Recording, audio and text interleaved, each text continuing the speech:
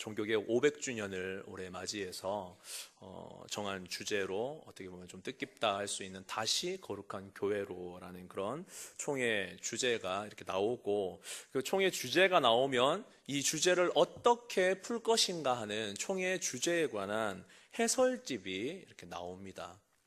우리 성도님들은 못 받으셨겠지만 해설집이 나옵니다. 그 해설집을 나오는 이 해설집에 우리는 어떻게 거룩해질 수 있을까? 교회는 어떻게 거룩해질 수 있을까? 많은 목사님들이 이렇게 기록을 말씀을 근거로 이렇게 기록을 해놓고 있습니다. 오늘 본문은 교회가 어떻게 거룩해질 수 있는가에 대한 성경적인 접근이 될 수 있는 그런 말씀이라고 말씀드릴 수가 있겠습니다. 오늘 본문에 보면은 예수님께서 성전을 깨끗하게 그리고 정결하게 만드신 사건이 등장을 합니다. 우리 지자교회도 보면은 주일이 이렇게 가까이 오면 주일을 올 것을 대비해서 쓸고 닦고 칠하고 고치고 귀하게 섬기시는 분들이 계십니다. 보면 귀하다라는 그런 마음이 절로 드는 그런 분들이 주중에 또 토요일에 나오셔서 쓸고 닦고, 요즘은 부서들이 우리 진짜 결단해서 한번 깨끗하게 해보자라고 하신, 오전에도 다른 팀이 오셔갖고 쓸고 닦고 하셨는데 오후에 또 다른 팀이 오셔갖고 쓸고 닦고 막 그거에 모자라서 또 막 주일날 아침에 또 저녁에 또 계속 이렇게 쓸고 닦고 하시는 분들이 이렇게 많은 귀한 역할들을 하시는 것을 볼 수가 있습니다. 정말 최고의 예배 환경을 위해서 수고하시는 분들이십니다. 오늘 본문에 보니까 예수님도 예배에 필요 없는 것들을 버리는 작업을 하셨습니다. 오늘 본문이 그러한 말씀입니다. 교회를 깨끗하게 만들어서 거룩해지는 작업을 오늘 본문을 통해서 예수님이 하셨습니다. 예수님께서 성전을 정결하게 만드신 장면이 성경에는 두 번의 사건으로 기록이 되어져 있습니다. 그 중에 한 가지 사건은 어디에 나오냐면 가나 혼인잔치 이후에 물로 포도주를 만드신 첫 번째 이적이 나타났던 그런 사건이지요. 이 가나 혼인잔치 이후에 나오는 요한복음 2장 13절 이후에 나오는 말씀입니다. 요한복음 13장 이후에 나오는 말씀이 오늘 이 어떤 모양상으로 오늘 본문과 비슷한 그런 말씀으로 기록되어져 있습니다. 그런데 사건으로 보면 분명하게 다르게 구분되어진 사건입니다. 이 요한복음 2장 13절 이후에 보니까 6월절이 가까워서 예수님께서 예루살렘에 올라가셨다가 행한 사건입니다. 그 이후에 나오는 성전을 정결하게 하신 사건이 오늘 본문에 등장하는 이 마태복음에 등장하는 사건, 그리고 마가복음, 누가복음, 공관복음에 동일하게 등장하는 사건이 두 번째 사건이라고 말씀드릴 수가 있겠습니다. 다시 말해서 오늘 본문의 사건은, 첫 번째 사건은 언제라고 했지요? 첫 번째 사건은 가나 혼인잔치 이후에, 어떻게 보면 예수님이 사역을 시작하시고 난 거의 초반에 성전에 들어가셔서 성전을 깨끗하게 만드셨던 그런 사건입니다. 근데 오늘 본문에 나와 있는 이 마태복음, 마가복음, 누가복음에 나와 있는 사건은 예수님께서 바로 예루살렘에 입성하신 종료주일, 호산나 호산나 다윗의 자손이여, 종료주일을 통해서 예루살렘에 입성하셔서 금요일에 십자가에 달려 돌아가시기 며칠 전에, 그러니까 월요일 날 일어났던 사건입니다. 어떻게 보면은 예수님의 공생의 사역 가장 끝부분에 위치한 사건일 수가 있겠습니다. 일찍이 예수님은 공생의 초반에 성전에서 소와 양과 비둘기를 팔고 돈 바꾸는 사람들에게 노하셨습니다. 그리고 그들을 내쫓으시고 돈 바꾸는 상을 엎으셨습니다. 그리고 말씀하십니다. 내 아버지 집으로 장사하는 집을 만들지 말라라고 그렇게 예수님께서 말씀하십니다. 6월절이 되었습니다. 하나님의 은혜로 죽음이 넘어간 날입니다. 죽음이 이스라엘 백성들에게서 지나간 날입니다. 많은 이스라엘 사람들은 유월절이 가까워져서 유월절을 기념하고 또 하나님을 만나기 위해서 예루살렘으로 모여듭니다. 수많은 여러 나라로 뿔뿔이 흩어졌던 유대인들도 유월절 기간만 되면은 이 디아스포라 유대인들이라고 이야기를 하죠. 이 디아스포라 기독교인들이 예루살렘으로 모여듭니다. 그래서 유월절 되면은 예루살렘에 수백만이 되는 유대인들이 모여들었다라고 그렇게 기록으로 전하고 있습니다. 물론 이들의 목적은 무엇일까요? 예배입니다. 하나님께 예배하기 위해서 수많은 사람들이 몰려옵니다. 예배를 드리기 위해서는 이때 당시에 무엇이 필요할까요? 마음, 그리고 정성, 무엇보다도 재물이 이때 당시에는 필요합니다. 그래서 재물을 가지고 와야 합니다. 자기가 자기의 수준에 맞게, 자기의 직책에 맞는 드릴 만한 재물을 가지고 와야 합니다. 그런데 많은 사람들이 하나님이 받으실 만한 흠없고 점없는 정결한 소나 양이나 비둘기를 가지고 올 필요성을 느끼지 못했습니다. 예배엔 재물을 가지고 와야 하는데, 예배에 하나님께 드릴 만한 예배의 요소를 가지고 와야 하는데, 많은 사람들이 가지고 올 필요성을 느끼지 못했습니다. 왜냐하면 그들이 살고 있는 곳은 거리가 멀어서 재물을 가지고 오는데 불편하기도 했거니와, 그런 것들은 이미 성전 안에 장사꾼들을 통해서 이미 준비되어져 있었거든요. 다시 말해서 돈만 주면 얼마든지 살 수 있었습니다. 굳이 오래전부터 기도하는 마음으로 구별하여서 고르고, 이 양 아니야, 이 양은 좀 점이 있네, 흠이 있네, 굳이 고르고 하나님께 이것을 받으실까? 정말 기도하는 마음으로 그렇게 고르지 않아도, 이 재물은 하나님께서 기뻐 받으실 거야 라는 마음으로 오지 않아도 누군가 준비해 놓은 것을 쓰기만 하면 되었습니다.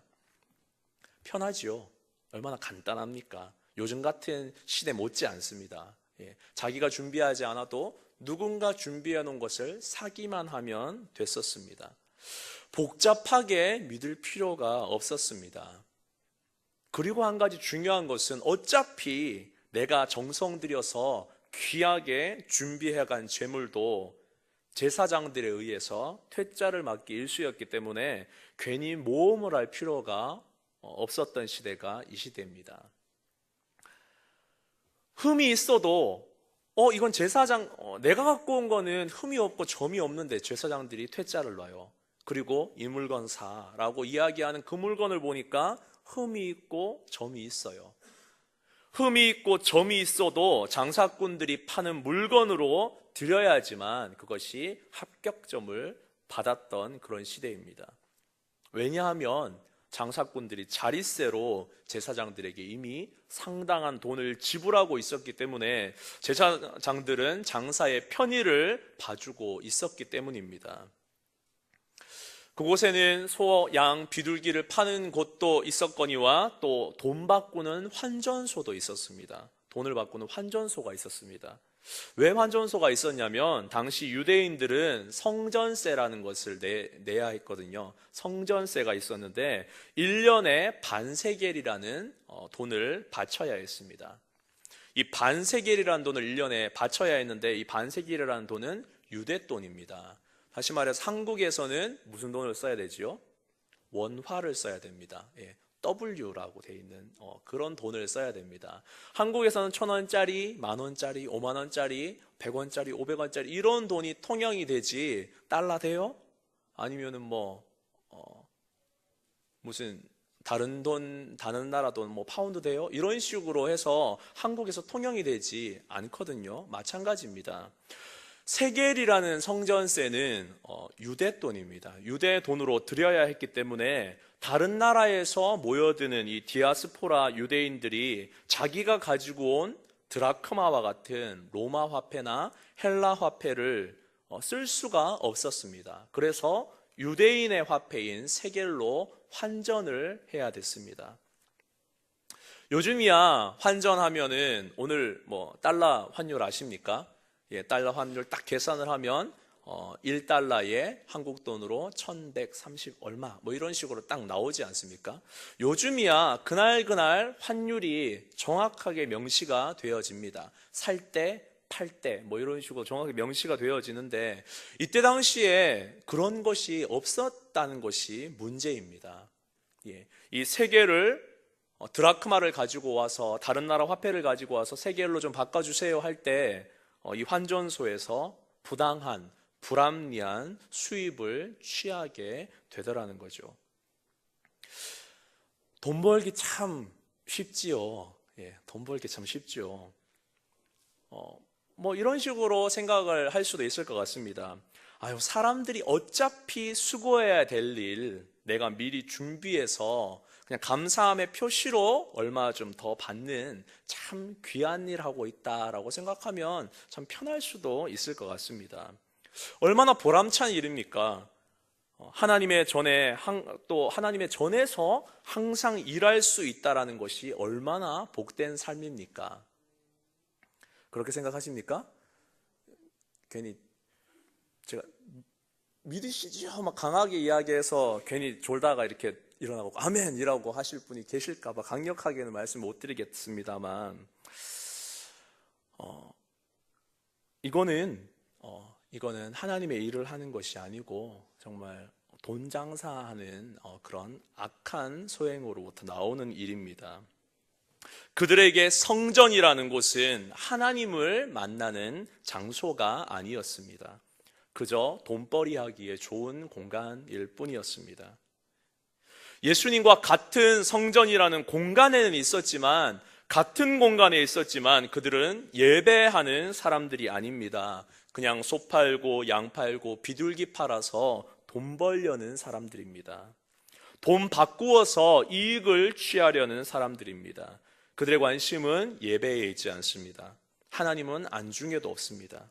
그들의 관심은 오로지 장사에 있습니다. 내가 돈 벌어서 내 배불리려는 데 있었습니다. 이윤을 남기고자 하는 데 있었습니다. 하나님이 관심 없는 사람들을 예수님은 하나님의 집에서 쫓아내십니다. 왜냐하면 그것이 그분이 하셔야 되는 일이었거든요. 예수님은 말씀하십니다. 여기는 하나님의 집이지 장사하는 곳이 아니야. 여기는 성전이지 시장이 아니야 라고 말씀하십니다. 그러나 이익에 눈먼 사람들에게 악이 얼마나 강력하게 발휘되는지 아십니까?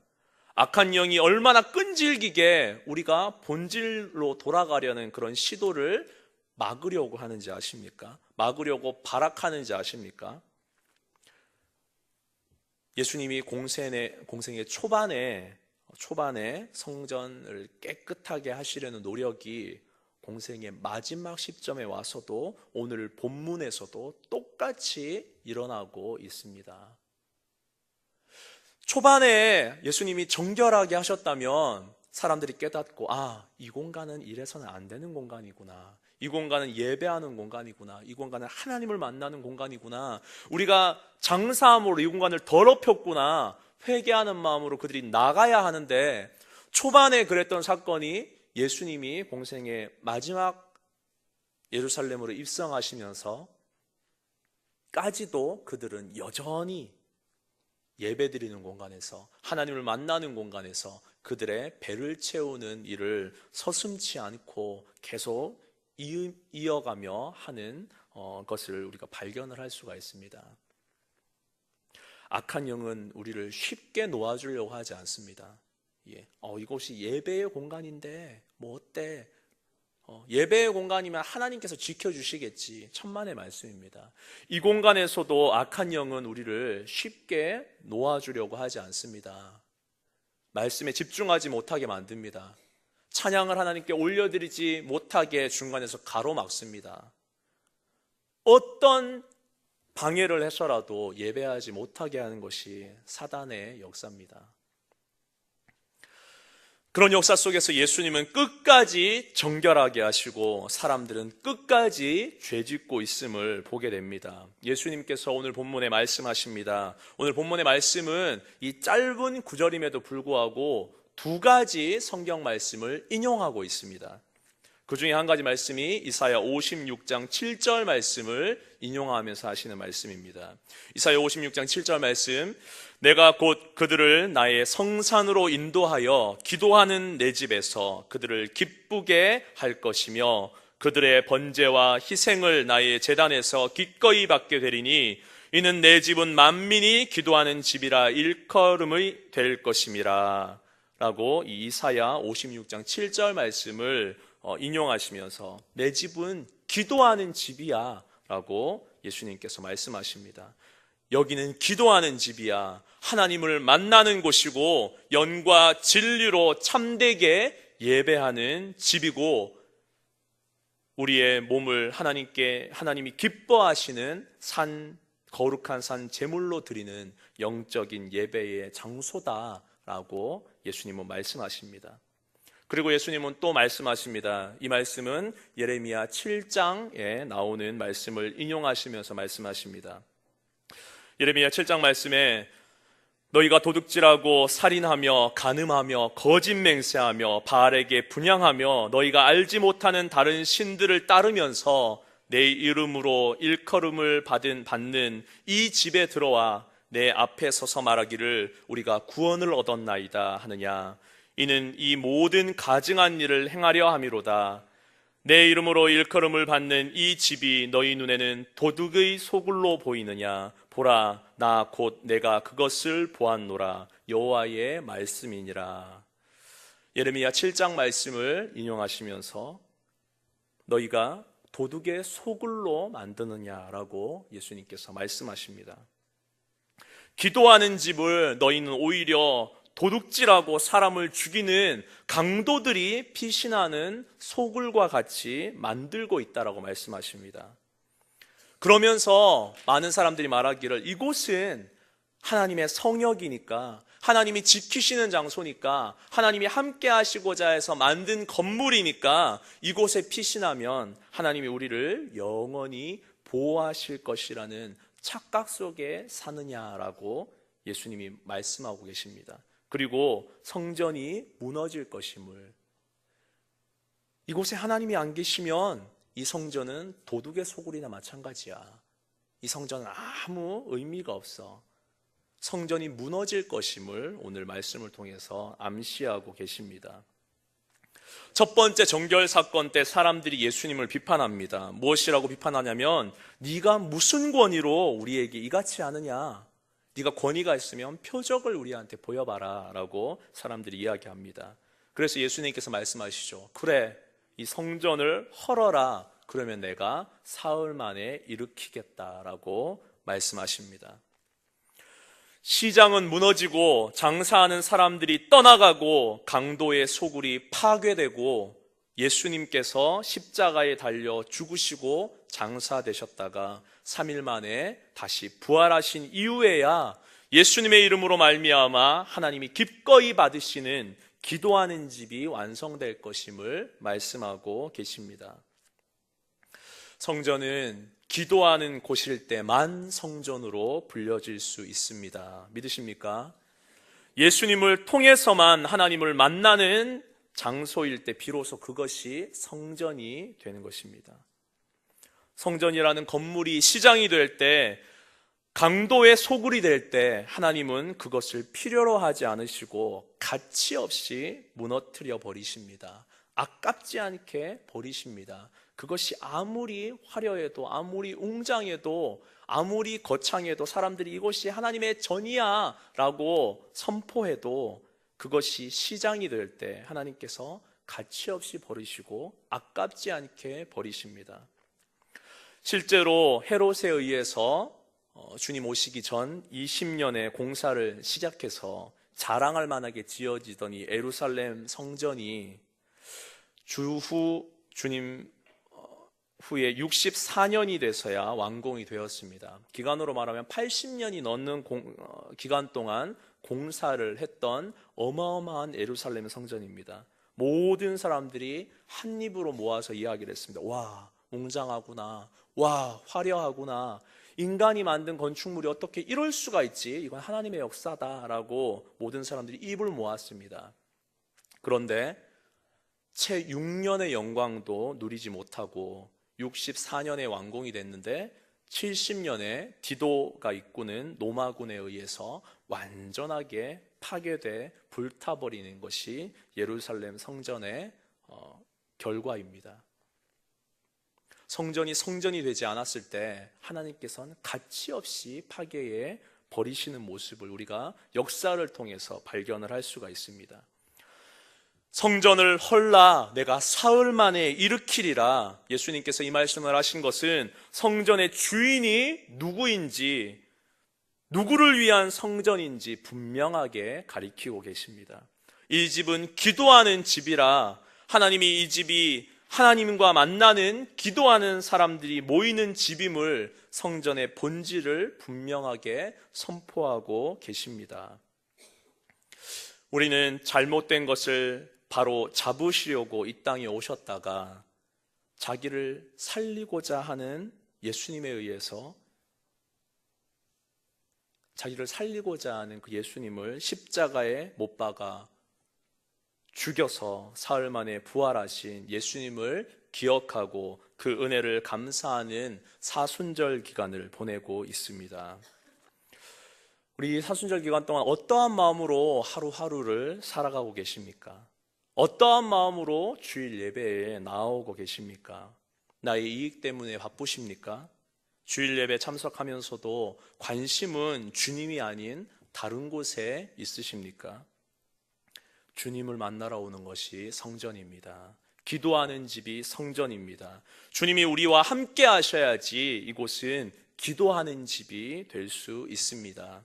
이사야 56장 7절 말씀처럼 주님을 만남으로 우리에게 기쁨이 되고 번제와 희생을 기꺼이 받으시는 그런 예배의 자리가 되어질 때 이곳이 성전이 되는 것입니다. 우리의 몸을 거룩한 산 제물로 드릴 때 껍데기만 예배가 아니고 영적 예배가 될 때 그것이 주님께서 기꺼이 받으시는 예배가 될 줄 믿습니다. 그곳이 바로 하나님의 전입니다. 오늘 예배드리는 이 자리가, 이 지자교회가 기도하는 집이 되고 참된 예배의 자리가 되기를 예수님의 이름으로 축복합니다.